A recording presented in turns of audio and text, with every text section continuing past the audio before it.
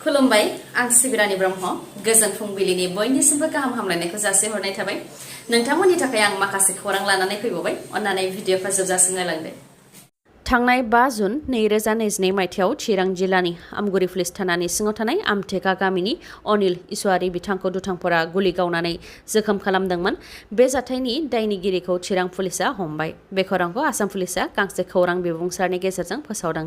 फोसावनाय बायदिब्ला अनिल इसवारीखौ गुलि गावनाय जाथाय जानायनि उनावनो चिरां पुलिसआ गोख्रोङै संदाननाय हाबाखौ मावदोंमोन आरो बे जाथायजों सोमोन्दो थानाय गासै 7 दासिम हमनो हाबाय। गिबियाव बे जाथायनि गुबै दायनिगिरि साथामखौ हमनो हादोंमोन। मुंफोरा फारियै चिरां जिल्लानि रुनिकाटा पुलिस थानानि सिङाव थानाय 1 नं खाग्राबारि गामिनि 35 बोसोर बैसोनि एन्टनी बसुमतारी, 32 बोसोर बैसोनि मनज बसुमतारी आरो 2 नं खाग्राबारि गामिनि 30 बोसोर बैसोनि पारानजय नार्जारी।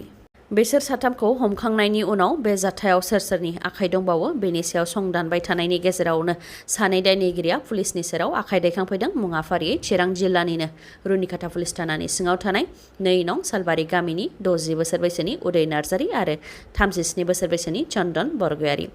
अनिल इसवारी बिथांखौ गुलि गावनाय एके सिरिज राइफलजों लोगोसे मेगजिनखौ उदय नार्जारीनि न'निफ्रायनो बोखांनो हादों होननानै पुलिसआ फोरमायथिदों। मख'नो गोनांदि हमजानाय दुथांफोरा लुथिनो थाखाय आखायाव हाथियार लानानै अनिल इसवारीनि न'आव फैदोंमोन आरो दर बेखेवनो थिननायावनो दर बेखेवनाय लोगो लोगोनो अनिल इसवारीखौ गुलि गावदोंमोन, जायजों अनिल इसवारी बिथाङा गोब्राब जोखोम जादोंमोन आरो फाहामथायनि थाखाय बङाइगावनि लवार आसाम देहा फाहामसालियाव थिसननो गोनां जादोंमोन। बिटिआरआव हाग्रा बिफाना गावनि खामानिखौ मोजाङै मावनो हायाखै। सालान गैयालासे आयेन बेरेखायै अन्थाइ बाला रोगानाय डाम्पार गारिखौ हमनानै होसेयावबो हाग्रा बिफाना जेबो राहा लायाखै। बे अजदखौ होदों गरेस्वर छात्र मुक्ति संग्राम समिति आरो कृषक मुक्ति संग्राम समितिनि सोद्रोमाफोरा।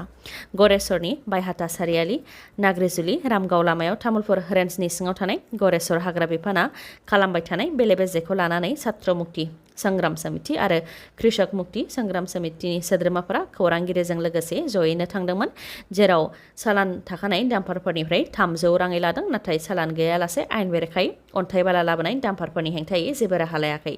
बेनिखायनो चालान गैयालासे आयेन बेरेखायै अन्थाइ बाला लाबोनाय डाम्पारखौ हमनानै हाग्रा बिफाननो गथायनाय जादोंमोन, नाथाय हाग्रा बिफाना जेबो राहा लायाखै होननानै फोरमायथिदों बिथांमोनहा, जायजों रोखा जादों बे खामानियाव हाग्रा बिफाननिनो आखाइ दं होननानैबो फोरमायथिबावो बिथांमोनहा। बेनि अनगायैबो आयेन बेरेखा बाला अन्थाइ रोगानाय डाम्पार गारिनि सालायग्रायाबो खौरांगिरिजों लोगोसे छात्र मुक्ति संग्राम समिति आरो कृषक मुक्ति संग्राम समितिनि सायाव दादागिरि दिन्थिदों आरो बिथांमोनखौ नारख्रां नारसिबो खालामदों होननानै फोरमायथियो। आयेन बेरेखा खामानि मावनाय डाम्पार सालायग्राया बेबायदि गोहोखौ बबेनिफ्राय मोनखो होननानैबो सोंथि खालामबावो बिथांमोनहा। आरो आयेन बेरेखायै बाला अन्थाइ रोगानाय, नांनायनि बारा लिरथाय दैखांनाय आरो नांनायनि बारा गोख्रैथिजों खारनाय गारिफोरनि सायाव हाग्रा बिफाना राहा लायाबा रायजो राजाफ्रानो बेनि हेंथा सोमावसारनो गोनां जागोन। मानोना नांनायनि बारा गोख्रैथिजों खारनाय आरो लिरथाय दैखांनायनि थाखायनो गोबां जाब्रबथाय जानो गोनां जायो आरो सुबुंफोरा जिउ खोमानो गोनां जायो होननानै फोरमायथिदों बिथांमोनहा। मख'नो गोनांदि तामुलपुर रेन्जनि सिङाव थानाय बे हाग्रा बिफाननि मावख'आवनो बावैसो सिगांबो ट्रेक्टरनिफ्रायबो रां लानाय भिडिअ'आ भाइरेल जादोंमोन। नंखाय डिग्री लानानै फोरोंगिरिनि साख्रि मावनायनि सन्देहआव सा 70 फोरोंगिरिफोरनो सामन हरनाय जादों होननानै खौराङाव फोसावनाय जादोंमोन। बेनि सायाव खेंफोरथि। बिथांमोनखौ साख्रिनि प्रभिन्सियेलाइजेसननि थाखाय एकाडेमिक डिग्रीनि भेरिफिकेसन खालामनो थाखायसो डाइरेक्टर अफ हायर एडुकेसन आसामनि स्क्रिनिं कमिटिनि सिगाङाव नुजाथि हैनो थाखाय खावलायहरनाय जादों।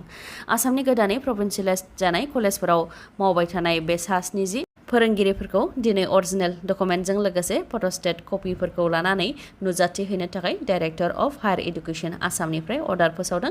सा 70 फोरोंगिरिफोरनि मादाव बरपेटानि एस माधव कलेजनि मइनुल हक आरो कमलुद्दिन आहमेद, बाक्सानि सालबारि कलेजनि जगत चन्द्र बसुमतारी, सिमेन्सापरि कलेजनि सचिन दले, जीवन बुरागहाय, कुबीर बाहादुर छेत्री, देबजित दासगुप्ता, अनन्त दले, बिपुल छुटिया, उदालगुरि कलेजनि बिनु दैमारी आरो माखासे।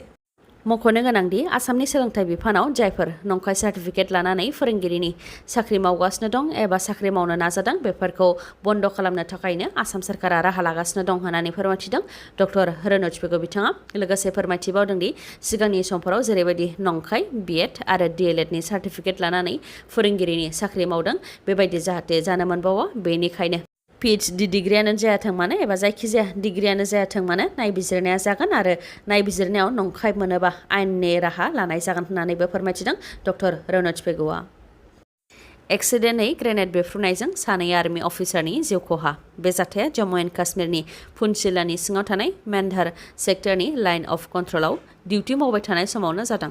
हरखाबै गोरोन्थियै ग्रेनेड बेफ्रुनाय जाथायजों माखासे आर्मि जवानफोरा जोखोम जादोंमोन आरो बिथांमोनखौ फाहामथायनि थाखाय हेलिकप्टारजों उधमपुरनि आर्मिनि हस्पिटालावबो लांनाय जादोंमोन। नाथाय बे जाथायजों सानै आर्मि अफिसारनि जिउ खहा जादों।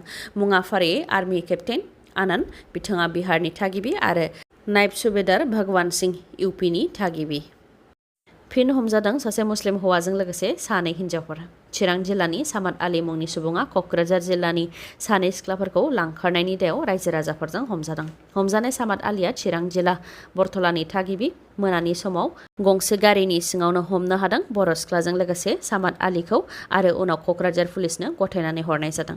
गुबुन हारिनि हौवाफोरजों खारफानाय, हाबा जाखानायनि उनावबो गथ' गथाय गारनानै खारनाय आरो फुस्लायनानै लांखारजानाय जाथायफोरा जोंनि गेजेराव जाफ्लेबाय थादों। बेखौ होबथानो थाखाय आफादफोरजों लोगोसे समाज आरो रायजो राजाफोराबो सांग्रां जानो नांगोन आरो बेनि सायाव गोख्रों नोजोर लाखिनो नांगोन। मानोना जोंनि गेजेराव बेबायदि जाफ्लेबाय थायोबा सानसे गासैबो बर' हारियानो गाज्रि मुं मोनगोन। बिटिसि सोरखारनि गियान सोरां बिथांखिनि गेजेरजों 200 फरायसाफोरनो चेक राननानै होदों बिटिसिनि मावफुं सोद्रोमा उखिल मुसाहारि बिथाङा। गियान सोरां बिथांखिनि गेजेरजों फरायसाफोरनो 5,000 राङै चेक राननाय हाबाफारिया बिटिसिनि गुबुन गुबुन बियाबाव आथिखालाव सोलिगासिनो दं। थिग बेबायदिनो 6 नं कसुगाव बियाबनि सिङाव थानाय गासै 200 फरायसाफोरनो 5,000 राङै चेक राननानै होनाय जादों। बे हाबाफारियाव गाहाय आलासि महरै बाहागो लादों उखिल मुसाहारि बिथाङाबो आरो फरायसाफोरनो चेक राननानै होदों। बे चेक राननाय हाबाफारिनिफ्राय बिथाङा बुंथिदों दि गियान सोरां बिथांखिनि गेजेरजों जा एसे हायो रांनि अनसुंथाइ होनाय जादों। बेजोंनो जाहाथे फरायसाफोरा फरायसालियाव मुं थिसननाय, बिजाब बायनाय बायदिफोराव एसेबाबो हेफाजाब मोननो हायो, बेनि थाखायनो बेखौ राननानै होनाय जादों होननानै फोरमायथिदों। आरो उननि समावबो गोरिब न'खरनि फरायसाफोरनो बेबायदिनो मदद होलांबाय थानो नाजागोन होननानै बुंथिदों बिथाङा। बेनि अनगायैबो गोबां दुखुथिया न'खरफोर जायफोरा फिसा फिसा गला होनानै जायो, जेरै मैगं फाननानै जायो, बिथांमोनहा मुलि बायनानै जानो हाया, बेनिखायनो बिथांमोननोबो 5,000 राङै होनाय जागोन होननानै फोरमायथिदों उखिल मुसाहारिया। मध्य प्रदेशआव बास जाब्रबथाय जानानै 3 जिउ खहा जादों। महाराष्ट्र र'डवेजनि गंसे बासआ मध्य प्रदेशनि इन्दरनिफ्राय पुणे फारसे थांगासिनो दंमोन। बेयावनो खालघाट सन्जय सेतुनिफ्राय नर्मदा रिभाराव गोग्लैदों, जायजों बासाव थानाय 3 सुबुंनि जिउ खहा जादों आरो 15खौ रैखा खालामनो हानाय जादों। बासखौ सामलायनो हायैनि थाखायनो बासआ नर्मदा रिभाराव गोग्लैहैदों आरो बे जाथाया जानो मोनदों।